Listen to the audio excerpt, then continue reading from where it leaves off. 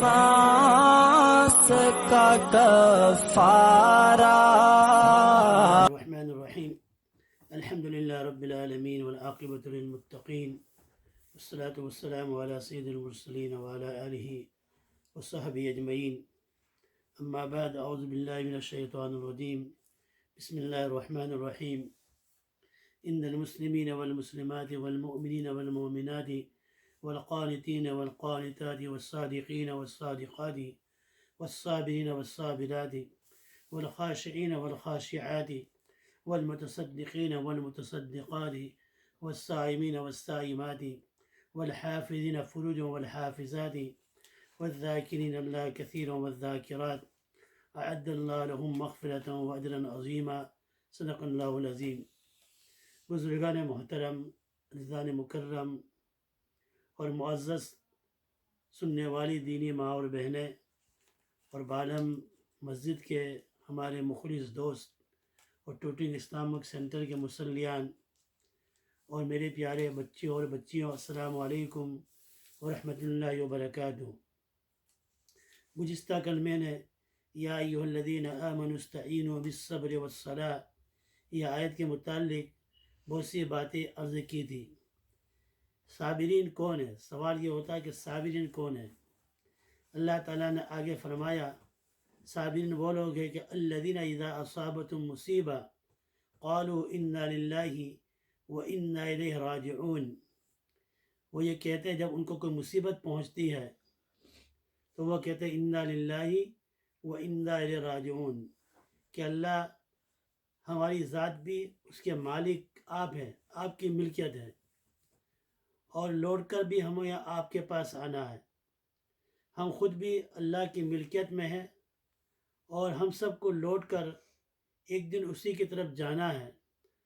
ان کے اس کہنے کی وجہ سے ان کی رب کی طرف سے عنایت رحمتیں ان پر نازل ہوتی ہے اور یہی لوگ ہدایت یافتہ ہیں، کیونکہ انہوں نے انا للہ و انا الیہ راجعون پڑھ کر گویا کہ اپنے دل کو تسلی دیتے ہیں کہ ہم خود، ہمارا مال، ہماری اولاد، ہمارے جتنی بھی رشتہ دار، جتنا کچھ ہمارے پاس اللہ کی نعمتیں ہیں، ان سب چیز کا مالک اللہ تعالیٰ ہے. اللہ ہمارا مالک حقیقی ہے. اس کو اپنی ملک میں ہر طرح کے تصرف کرنے کا اختیار ہے. وہ جب چاہے جس طرح کر سکتا ہے. اس نے اپنی ملکیت میں تصرف کرنے میں ہمیں اس سے ذرا بھی اپنے دل کے اندر ہرگز بھی دل تنگ نہیں کرنا چاہیے، دل میں تنگی محسوس نہ کرنا چاہیے. مثلا میری باپ کا انتقال ہو گیا تو میرے باپ کا مالک بھی اللہ تعالیٰ ہے. اس نے میرے باپ کو موت دے دی، انتقال اس کا ہو گیا، تو میں اپنے دل میں تنگ نہ ہو، اس لیے کہ اس کا مالک بھی اللہ تعالیٰ ہے. اللہ تعالیٰ نے اپنے پاس اس کو بلا لیا. تو اس قول کی وجہ سے اللہ کی رحمتیں، نوازشیں ان پر بے انتہا نازل ہوتے ہیں اور اللہ کے عذاب سے ان کو نجات ملتی ہے اور حق تعالیٰ کی طرف سے ان کو ہدایت ملتی ہے.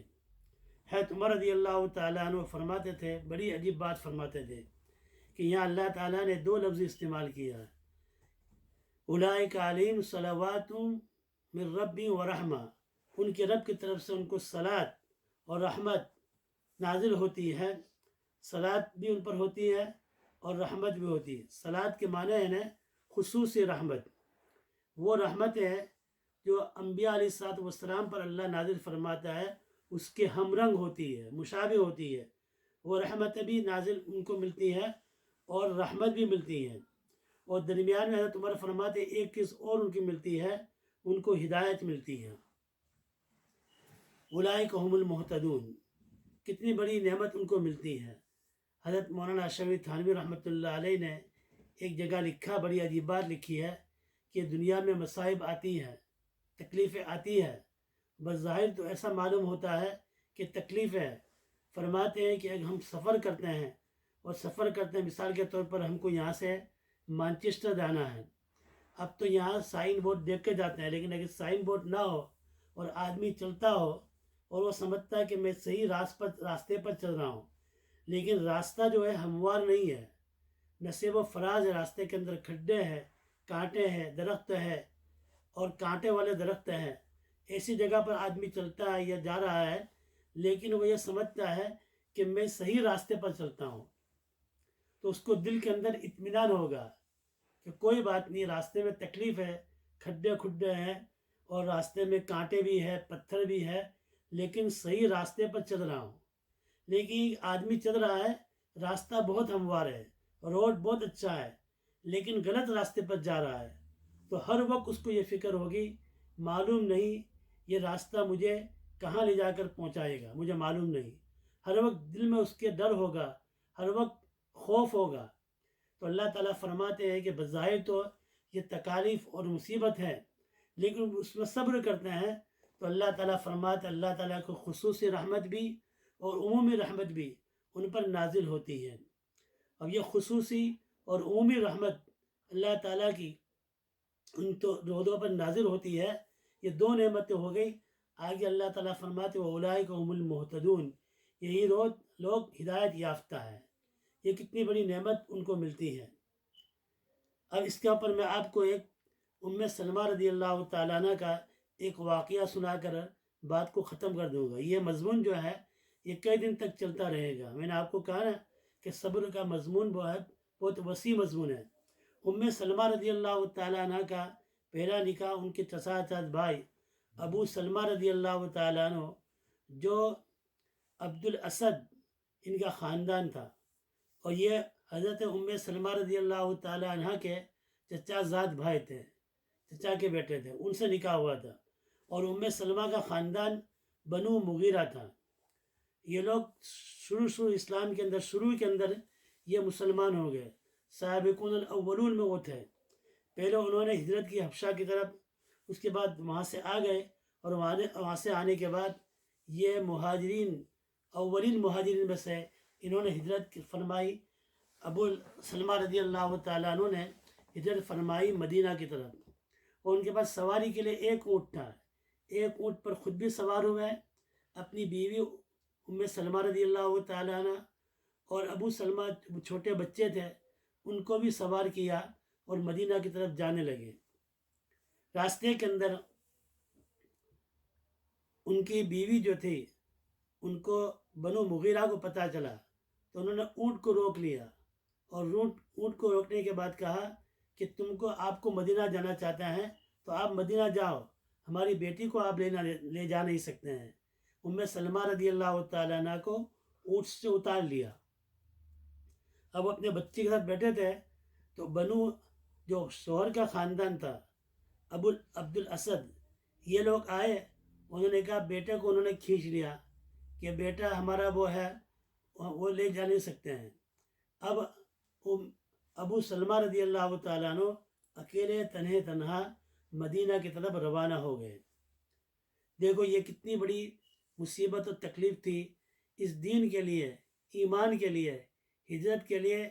باپ الگ ہو گیا، ماں الگ ہو گئی، اور بیٹا الگ ہو گیا، تینوں الگ الگ ہو گئے۔ ام سلمہ رضی اللہ تعالیٰ عنہ اکیلے مدینہ کی طرف، جو راستہ جو ہوتا ہے مدینہ جانے کے راستے کے اندر، ایک جگہ آ کر روزانہ انتظار کرتی تھی، اور روزانہ روتی تھی، ہزاروں قطار روتی تھی، اور اپنے شوہر کو یاد کرتی تھی۔ ایک دن، 2 دن، 3 دن، 4 دن، 5 دن، ہفتہ نہیں، جب آدمی کو کوئی غم ہوتا ہے تو 2، 4، 5 دن کے بعد، ہفتے کے بعد، 10 دن کے بعد، مہینے کے بعد وہ غم جو ہے وہ ٹھنڈا ہو جاتا ہے۔ لیکن آپس میں ان کی کتنی محبت ہوگی، 1 سال تک ام سلمہ رضی اللہ تعالیٰ عنہ وہاں آ کر روتی رہی۔ ان کے خاندان کے ایک آدمی کو ان پر رحم آ گیا، اس کا بااثر آدمی بھی تھا۔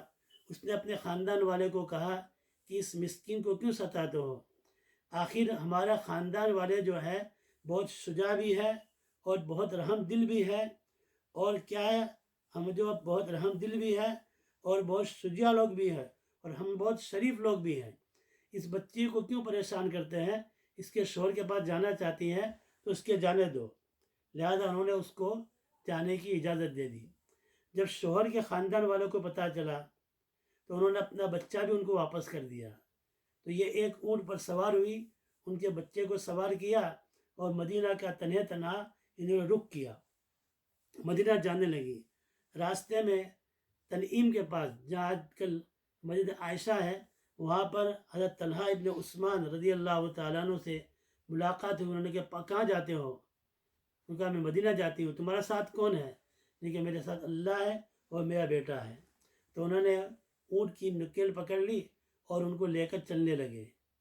اور راستے کے اندر اس زمانے کے اندر آپ تصور کرو سوچو اس وقت 450 کلومیٹر کا سفر پیدل وہ چلتے رہے. اور جب تھک جاتے تھے کہ آرام کرنا ہوتا تھا تو اونٹ کو بٹھاتے تھے اور ان کو کہتے تم آرام کرو اور ایک طرف دور چلے جاتے تھے کسی درخت کے نیچے. حضرت طلحہ ابن عثمان وہاں آرام کر لیتے تھے اور اس کے بعد پھر اونٹ کو بٹھاتے تھے اور پھر اس کے نکیل پکڑ کر چلتے رہتے تھے یہاں تک کہ قبا پہنچ گئے. تو انہوں نے کیسی بڑی قربانی. قبا پہنچنے کے بعد کہا کہ تمہارا شوہر یہاں ہے جاؤ تم وہاں چلے جاؤ. حضرت ام سلمہ رضی اللہ تعالیٰ عنہ کہتی تھی کہ اس حضرت طلحہ ابن عثمان بہت شریف آدمی تھے. انہوں نے مجھے مدینہ تک پہنچا دیا. اب یہ دیکھو 1 سال تک روتی رہی. کیسی محبت ہوگی ان کے اندر. حضرت ابو سلمہ رضی اللہ تعالیٰ عنہ غزوہ احد کے اندر ان کے ہاتھ کے اندر ایک تیر لگ گیا جس کی وجہ سے ان کا ہاتھ زخمی ہو گیا اور اس پر کچھ زہریل اثار ہو گیا اور کچھ وقتی طور پر کچھ علاج کرنے سے ٹھیک ہو گیا. پھر دوبارہ یہ زخم تازہ ہو گیا اور اس میں ابو سلمہ رضی اللہ تعالیٰ عنہ کا انتقال ہو گیا. انتقال سے پہلے ایک دن ابو سلمہ رضی اللہ تعالیٰ عنہ نے اپنی بیوی سلمہ رضی اللہ تعالیٰ عنہ سے کہا کہ آج تو میں نے رسول اللہ صلی اللہ تعالیٰ علیہ وسلم کے پاس ایک بہت عجیب بات سن کر آیا ہوں. حضور اکرم صلی اللہ تعالیٰ علیہ وسلم نے فرمایا کہ آدمی کو کوئی مصیبت پہنچے کوئی تکلیف پہنچے جیسا کسی کا بیٹے کا انتقال ہو گیا کسی کے شوہر کا انتقال ہو گیا یا کوئی چیز گم ہو گئی یا کوئی چیز جو ہے لٹ گئی تو اس وقت انا للہ و انا الیہ راجعون. ہمیں یہاں تک بتایا ہے کہ اگر لائٹ جو ہے یہ لائٹ گل ہو جائے چراغ گل ہو جائے تو بھی تم انا للہ و انا الیہ راجعون پڑھنا چاہیے. آپ کسی کی ملاقات کے لیے گئے اور آپ نے دروازہ لوک کیا اور کہا میں فلاں صاحب کو ملنا ہے. گھر میں سے کہا کہ وہ موجود نہیں ہے تو بھی کیا اسلام میں بتایا آپ بولو انا للہ و انا الیہ راجعون. تو یہ مختصر میں اس کو بیان کر رہا ہوں. خیر حضرت ابو سلمہ رضی اللہ عنہ فرمایا حضور نے فرمایا کہ انا للہ و انا الیہ راجعون پڑھ لیں اور ایک دعا فرمائی اللہم اجرنی فی مصیبتی واخلف لی خیرا منہا. اللہم اجرنی فی مصیبتی واخلف لی خیرا منہا. یہ دعا پڑھ لیں تو اللہ تعالیٰ میری اس مصیبت میں مجھے اجر عطا فرما اور اس سے بہتر مجھے عطا فرما. پھر دونوں میاں بیوی میں آپس میں باتیں کرنے لگے کہ ہم جنت میں جائیں گے تو جو مسلمان مرد اور مسلمان عورتیں ہیں وہ جنت میں ایک ساتھ رہیں گی. تو آج مجھے وعدہ کرو ام سلمہ نے حضرت سلمہ رضی اللہ فرما کے کہ میرا انتقال ہو تو تم دوسری شادی مت کرنا اور تمہارا انتقال ہو جائے گا تو میں دوسری شادی نہیں کروں گی. تو ابو سلمہ نے کہا کہ دیکھو میری بات سنو اگر میرا انتقال ہو جائے تو تم دوسری شادی کر لینا. اور کہا کہ اللہ تعالیٰ اگر میری زندگی میں میری بیوی کی زندگی میں اگر میری موت آ جائے تو اللہ تعالیٰ سلمہ رضی اللہ تعالیٰ عنہ کو مجھ سے اچھا شوہر ملانا جو ان کو رنج اور تکلیف نہ پہنچا سکے. خدا کا کرنا کہ کچھ دن کے بعد ابو سلمہ رضی اللہ تعالیٰ عنہ کا انتقال ہو گیا تو وہ اکیلی ہو گئی. بہت افسوس کرتی تھی پردیس کے اندر میں اکیلی ہوں. حضور صلی اللہ علیہ وسلم نے ان کو تسلی دی اور جب ان کا انتقال ہوا تو ان کی آنکھیں کھلی رہ گئی. حضور نے ان کی آنکھوں پر ہاتھ رکھا اور ان کو تسلی دی اور اس کے بعد چلے گئے. پھر حضرت ابو بکر صدیق رضی اللہ تعالیٰ نے ان کو نکاح کا پیغام بھیجا لیکن انہوں نے اس کو قبول نہیں کیا. کچھ دن کے بعد حضور اکرم صلی اللہ تعالیٰ وسلم نے ان کو نکاح کا پیغام بھیجا. انہوں نے فرمایا 1-2-3 باتیں ایسی ہیں جس کی وجہ سے مجھے شادی کا یہ نکاح کا پیغام قبول کرنے میں ہچکچاہٹ ہے. ایک تو یہ ہے کہ مجھے غیرت ہے. مجھے غیرت کے ایسا نہ ہو کہ مجھے کوئی ایسی بات زبان سے نکل جائے جس سے رسول اللہ صلی اللہ تعالیٰ علیہ وسلم کا دل دکھے، اور دوسری بات میری عمر بھی ہے، اور تیسری بات یہ کہ میرے بچے بھی ہیں۔ حضور نے فرمایا اللہ تمہاری بیجا غیرت کو دور کر دے، اور اگر تم بڑی عمر کی ہے تو میں بھی چھوٹی عمر کا نہیں، میں بھی عمر کا ہوں، اور تمہارے بچے میرے بچے ہیں۔ انہوں نے اس نکاح کے پیغام کو قبول فرما لیا، اور اس کے بعد فرماتی تھی کہ میں سمجھتی تھی کیونکہ ابو سلمہ رضی اللہ تعالیٰ عنہ یہ چونکہ اولین مہاجرین میں سے تھے، تو اس سے اچھا شوہر ان کو ملا کہ رسول اللہ صلی اللہ علیہ وسلم ان کو ملے، اور یہ ازواج مطہرات میں شامل ہو گئی۔ سلمہ رضی اللہ تعالیٰ عنہ کے بہت سی باتیں ان کی بڑی عجیب عجیب باتیں ہیں، اور انہوں نے بہت اچھے اچھے کام بھی کیے ہیں، لیکن وقت زیادہ ہو گیا، میں بات کو یہی ختم کرتا ہوں۔ اور صلاۃ اور رحمت کے متعلق اولئک هم المہتدون کے بارے میں انشاءاللہ تعالی میں کچھ کل باتیں ذکر کروں گا۔ ان باتوں کو توجہ سے سنیں، اگر سمجھ میں نہیں آئے تو ایک بار نہیں کئی بار اس کو سنیں۔ اللہ تبارک و تعالی ہمیں ان باتوں کو سننے سے زیادہ سمجھنے کی توفیق عطا فرمائے، اور اللہ تعالی ہماری یہ درس و آج کی تعلیم جو ہے اس کو عمل کرنے کی توفیق عطا فرمائے۔ صلی اللہ تعالی علی خیر خلقی محمد وعلی آلہ وصحبہ اجمعین برحمتک یا